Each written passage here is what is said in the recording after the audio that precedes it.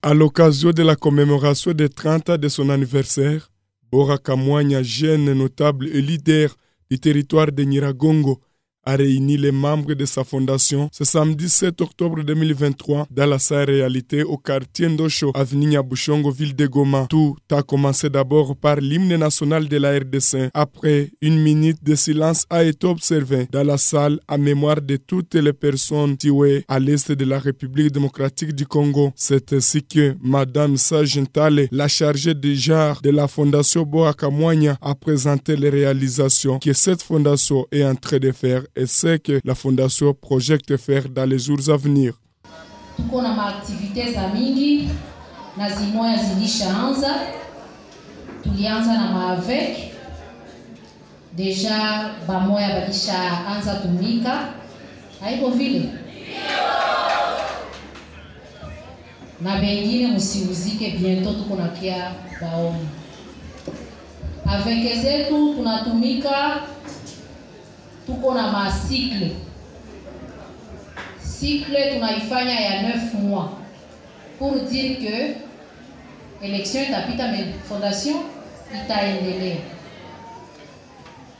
Cycle yetu ya 9 mois tunapana mikopo.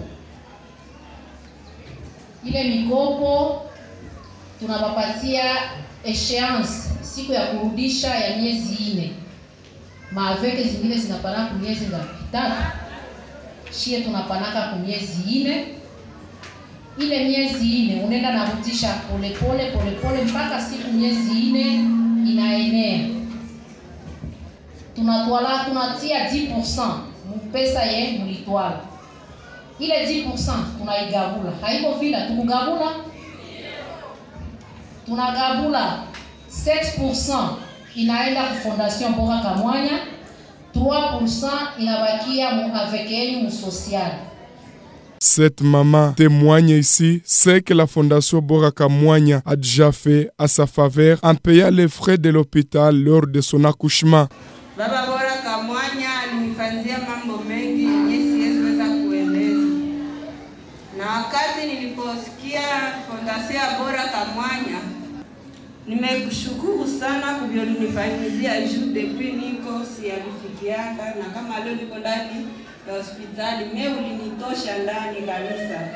Se confia à Makaza TV. Après l'activité, Bora Kamwanya, car c'est de lui qu'il s'agit, estime que son objectif de se réunir avec les membres de sa fondation était de célébrer ses 30 ans d'anniversaire avec la famille de sa fondation.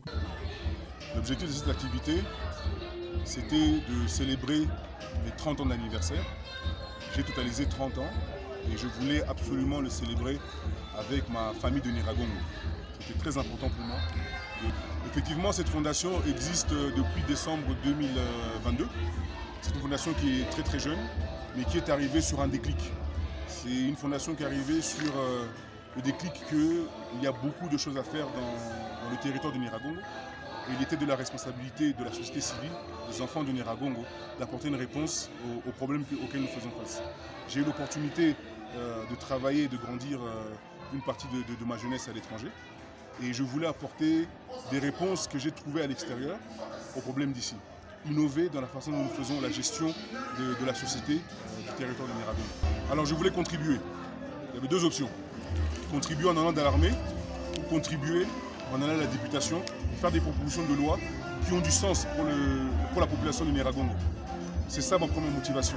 Faire des propositions qui ont du sens pour les personnes de Nyiragongo. Mais je tiens quand même à préciser que la campagne n'a pas encore commencé et je ne souhaite pas faire une campagne tout de suite. Bien sûr, nous compatissons avec les victimes. Nous sommes vraiment désolés et nous espérons que l'ARAM puisse reposer en paix. Malheureusement, l'insécurité règne dans notre territoire et dans le pays tout entier. L'activité ici avait déjà été prévue depuis longtemps et c'est avec désolation que nous avons appris le décès de ce nombre de personnes et nous souhaitons vraiment partir à Polé, la famille. Toutefois, il y a une minute de silence avant de commencer pour pouvoir honorer leur mémoire. Alors, la population de Nyiragongo, mais aussi la population congolaise en général. D'abord, nous vous souhaitons une bonne santé. Les festivités de fin d'année commencent. Nous savons les difficultés auxquelles vous faites face, l'eau, l'insécurité, le manque d'enseignants dans les écoles ou l'insalubrité. Ce que je vous demande, c'est de rester fort. Je demande aux mamans spécialement de continuer à éduquer mes frères et mes sœurs. Je demande à mes sœurs de continuer à travailler, à mes frères de continuer à travailler à l'école. Je demande à mes parents, à nos papas de Nyiragongo, s'il vous plaît, accompagnez-nous, accompagnez la jeunesse dans le travail qu'elle va entreprendre, non seulement dans le territoire, mais de toute la République. Faites confiance à vos enfants. S'ils ont un rêve, aidez-les à réaliser ce rêve-là.